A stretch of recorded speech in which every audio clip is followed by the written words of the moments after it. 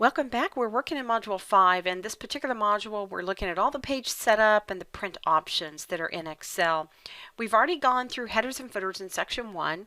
Now we're in Section 2 where I want to talk to you a little bit about print titles. You're going to have spreadsheets you want to print that have multiple pages. The first page may have the titles of your column headings, but then your other pages don't have any headings. You can actually set Excel up so that those headings print on every page. Let me show you how to set up your print titles. When we look at this exercise, you'll notice that rows 4 through 7 actually have your column headings at the top. But if you look at the second page, you're going to see there are no column headings. Let me go back down to the page layout view for just a moment so you can see what I'm talking about. Here's page 1 with our column headings. But notice page 2 does not have any, so if you printed this out, you really wouldn't know which each of the columns represented. I want to show you how to get it to print those 4 rows at the top of every page that prints out. Let me go back to the normal view. And let's go ahead and go over to the tab that says Page Layout. Now we're going to be talking about all these different options here in this module, but right now I want to go over to where it says Print Titles.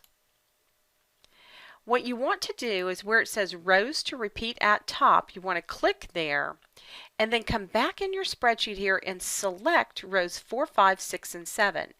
You're going to do that by clicking on the actual row heading itself over here, and you can see that it put that right here for you.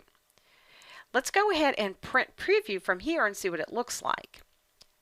Now this is taking us into the print option that we're going to talk about later, but I want you to notice here's page 1 with their headings, and to see page 2 you'll go all the way down to the bottom where you see the arrow that says next page, and then here's page 2.